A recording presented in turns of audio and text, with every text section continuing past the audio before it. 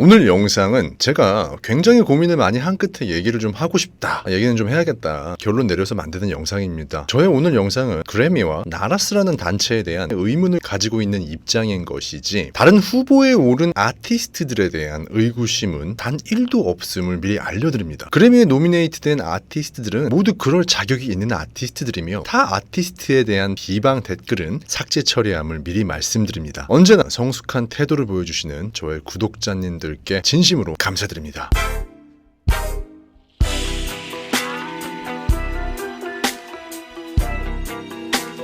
안녕하세요. 먼 나라 이웃 나라 인터넷이 죽도록 느린 나라에서 힘겹게 인터넷으로 인사를 드립니다. DJ 차돌입니다. 12월 23일이었어요. 제가 한창 아메리칸 뮤직 어워드 방탄소년단 수상 소식에 대한 영상을 편집할 때였었는데 문득 떠올랐죠. 오늘 그래미 후보자 발표 날이지? 봐야지. 그래미 후보를 발표하는 걸 실시간 스트리밍으로 시청한 거 생전 처음인데 올해는 꼭 봐야겠다고 생각하고 있었거든요. 많은 분들이 그렇겠지만 당연히 올해는 방탄소년단이 메인에 노미네이트 될 거라고 예상을 하고 있었거든요. 단 1도 의심을 안 했었어요. 그냥 기정사실인 것 마냥 과자 3봉다리 사다가 씹어 먹어가면서 버퍼링 스트레스 견뎌가면서 봤었죠. 기정사실이라고 생각은 했었지만 왠지 모를 긴장감을 느껴가면서 천천히 들여다봤어요. 한 50분쯤 봤을 때 베스트 팝 듀오 퍼포먼스에서 BTS 버터라는 이름이 나왔을 때 속으로 역시 올려야 맞지 자식들. Butter by BTS. 그리고 조금 후에 나온 얼터너티브 뮤직 앨범 후보 발표를 방탄소년단이 직접 나와서 하는 걸 보고 확실히 월드 클래스는 월드 클래스. 멤버들 영어로 소개 착 하네. 많이 늘었어요. 감탄하면서 굉장히 흐뭇하게 지켜봤었습니다. 그리고 또 한쪽으로는 이제 곧 메인 후보 발표하니까 그 직전에 BTS 화면 띄워주는 거 보소. 역시 그래미 센스 짱! 그래미의 센스를 칭찬하면서 방탄소년단이 메인 후보에 오를 거라는 걸 확신했었습니다. 그런데 올해 레코드상 아니면 올해 음악상에는 노미네이트 될 거라고 아무 의지만 하고 있었던 제가 서서히 의심이라는 걸 하기 시작했죠. 올해 레코드상 후보에 아바, 존 바티스트, 토니 베넷 앤 레이디 가가, 저스틴 비버, 브랜디 카렐, 도자 캣, 빌리 아일리시, 리나 섹스, 올리비아 로드리고, 실크 소닉. 더 이상 이름이 호명되지 않더라고요. BTS는 올해의 레코드에 노미네이트가 안 됐습니다. 오케이, 그래도 우리에겐 올해의 음악이 남아있어. Bad Habit, Beautiful Lois, Driver License, Fight For You, Happier Than Ever, Kiss Me More, Leave the Open, Montero, Peaches, Ride on Time. A Beautiful Noise, Driver's License, Fight For You, Happier Than Ever, Kiss Me More, Leave the Door Open, Montero, Peaches, and Right on Time. 끝이냐고. BTS의 이름이 호명되지 않았습니다. 2번, 3번 돌려봐도 BTS는 호명되지 않았습니다. 많은 분들이 마찬가지겠지만 그때 허탈감이라는 거는 참 올해는 좀 크게 다가오더라고요. 많은 팬분들께서 그래미 후보에 노미네이트 된 것만 해도 너무 벅차다, 행복하다, 정말 대단하다 이렇게 말씀들 많이 하시더라고요. 특히 외국 팬분들이요. 오케이, 저도 100% 인정합니다. 엄청난 일 해낸 거죠. 메인은 아니지만 그래미 후보에 2년 연속 노미네이트 됐고 거기다가 그래미에서 공연도 했었고 그리고 그래미 후보를 직접 발표하는 영광의 순간 이걸 아무나 하겠습니까? 전 세계적인 슈퍼스타, 막강한 영향력을 가진 아티스트들만이 이런 것들을 누릴 수 있는 거예요. 올해 최고 슈퍼스타라고 미국에서 치켜세워주는 올리비아 로드리고도 후보자를 직접 발표하는 영광을 누리지는 못했거든요. 그래서 저도 방탄소년단이 진짜로 엄청난 일을 한 거라고 생각하고 여러분들께 그렇게 말씀드리고 싶습니다. Pardon me for this honor to announce great nominees. And congratulations to all the artists who are being recognized as Grammy nominees. 하지만 저는 올해는 특히나 실망스럽고 그래미에 좀 화가 많이 납니다. 2년 동안 저는 방송을 통해서 여러분들께 그래미 시상식에 대해서 우리 좋게 생각합시다. 이 정도만 해도 진짜 엄청난 일 해낸 거다.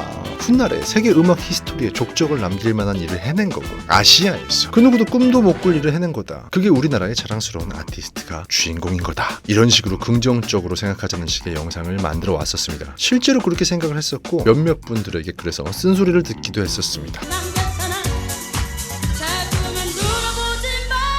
그런데 올해는 좀 얘기가 달라요. 제가 메인 후보에 오를 거라고 단 1도 의심하지 않았고 확신에 차 있었던 이유는 올해는 정말 방탄소년단이 누구도 부정할 수 없는 그래미 메인 후보로서의 자격을 갖췄다고 생각했기 때문입니다. 그래서 저는 대체 그래미의 후보 선정 기준이 무엇인지가 너무 다시 궁금해지는 거예요. 그래서 다시 한번 서칭해봤습니다. 우선 첫 번째로 스크리닝. 제출된 모든 레코딩을 바탕으로 150여 명 이상의 전문가들이 해당 레코딩들의 장르를 배분합니다. 각 레코딩이 알맞은 장르의 후보에 오를 수 있도록 분류 작업을 거치는 거죠. 그리고 후보를 선별하게 됩니다. 나라스 회원들의 첫 번째 투표가 이루어지게 되는데 자신이 전문인 장르에서 최대 15개의 카테고리에 투표를 할 수 있습니다. 그리고 마침내 최종 후보 선별이 이루어지는 거죠. 투표를 바탕으로 그래미 측은 마지막으로 선별 과정을 거치는데 이 너무 아니다 싶은 후보는 투표를 많이 받았더라도 이 과정에서 걸러지고 마침내 최종 후보가 선별되는 겁니다. 그러니까 간단하게 얘기해서 2만 개 이상의 자격이 있는 레코드를 제출받아서 나라스 멤버들이 투표로 후보를 선정하게 되는 거고, 너무 아니다 싶은 후보는 아무리 표를 많이 받았다 하더라도 최종적으로 제외를 시키고 후보로 선정한다는 것이죠. 결국에는 대중들의 선택, 시대적인 상황, 셀링 포인트, 세계적인 문화의 흐름들을 고려해서 후보로 선정하는 게 아니라 나라스에 등록되어 있는 150명의 전문가들의 투표로만 후보를 선정하고 최종적으로 상을 주는 것도 그 150명의 전문가들의 뜻이라는 거죠. 예를 들어서 A라는 가수가 올해 최고로 음원을 많이 팔아치우고 압도적인 스트리밍 횟수를 기록하고 역사적으로 없었던 기록들을 세우고 마침내 나라스 150명의 전문가들이 투표를 해서 표가 완전히 몰빵됐다고 하더라도 얘는 겁나 인기도 많고 겁나 기록도 많이 세우고 우리 회원들도 표를 겁나 많이 몰아줬지만 우리 기준에는 좀 안 맞는다, 우리가 세우는 음악적인 성향은 좀 안 맞아,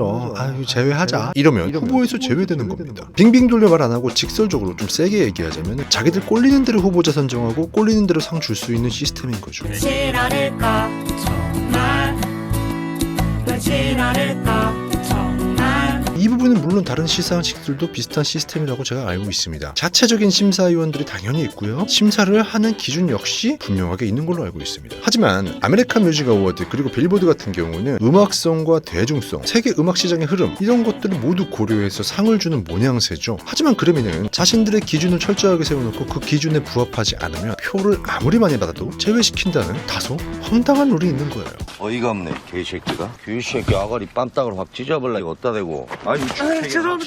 죄송합니다. 그래서 매년 지속적으로 엄청나게 많은 대중들이 그래미의 공정성과 객관성에 대해서 의문을 제기해왔고, 과연 그래미라는 상 그리고 나라스라는 단체가 미국 3대 시상식이라 불릴 수 있는 자격이 있는지에 대해 굉장히 많은 의구심을 가지고 많은 말들이 오가고 있는 겁니다. 그래미와 나라스는 특히 예술성을 굉장히 많이 강조하는데 그 예술성이라는 기준 역시 본인들이 정해둔 룰 안에서 세운 거예요. 돌려서 얘기하면 예술성이라는 기준에 방탄소년단의 버터가 부합하지 않는다는 결론을 내렸다고도 볼 수가 있는데, 그래미와 나라스에 물어보고 싶습니다. 당신들이 말하는 예술성이라는 게 대체 어떤 겁니까? 대중적이지 않은 거 아니잖아요. 자신들의 기준에서 고급스러워야 되는 거 아닌가? 그렇다면 그렇게 예술성을 강조하는 분들이 어째서 위켄드라는 예술성이 굉장히 뛰어난 아티스트를 제외했었던 이력이 있는 겁니까? 자, 이렇게 생각해 봅시다. 절대로 특정 아티스트를 도마 위에 올리려고 하는 게 아닙니다. 그냥 제가 확실한 예시를 드는 것일 뿐입니다, 여러분들. 저스틴 비버의 피치스나 도자켓의 키스 미 모어가 이번에 상당히 많은 부분에 노미네이트가 됐는데 엄청나게 훌륭한 노래들이죠. 당연히 상 받을 자격이 있는 노래들이고요. 만약에 BTS가 피치스나 키스 미 모어를 불렀다고 가정을 해봅시다. I got my peaches out in Georgia. Oh yeah, shit. I get my weed from California. That's that shit. Can you kiss me more? We're so young, boy, we ain't got nothing to lose. 이 훌륭한 노래를 방탄소년단이 불러서 엄청나게 많은 판매고를 올렸고 상상도 못할 빌보드 1위 기록들을 싹 갈아치웠어요. 그렇다면 방탄소년단의 피치스, 키스 미 모어가 메인에 노미네이트 될 수 있는 건 확실합니까? 늘 그래미에 대해서 인내하고 기다리자는 입장이었던 제가 올해는 이런 의문까지 제기하게 되네요. 어떻습니까? 확신할 수 있을까요? 빨리 말해 다리 아파.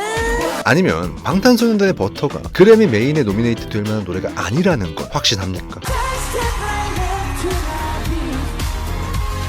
제가 볼 때는 자신들의 기준에 맞지 않기 때문에 후보에 오르지 못했다는 생각이 굉장히 많이 드네요. 저와 같은 생각을 가진 사람들의 입장은 매우 명확하고 깔끔합니다. 그저 BTS는 저기 후보에 올라가 있는 굉장히 훌륭한 아티스트들과 동등하게 어깨를 나란히 깔끔하게 경쟁할 수 있는 조건이 분명히 된다는 겁니다.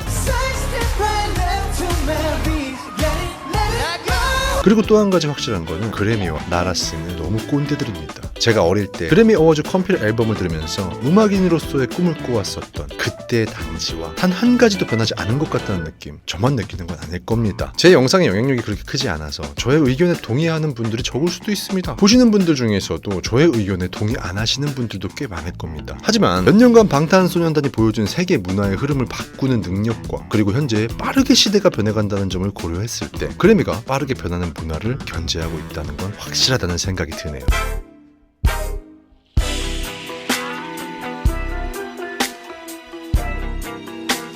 오늘 방송은 여기까지 하겠습니다. 여러분 다시 말씀드리지만 우리가 의문을 제기해야 될 상대는 그래미입니다. 후보에 오른 모든 아티스트들에게 박수를 보내며 오늘 방송을 마무리하겠습니다. 시청해주셔서 감사합니다.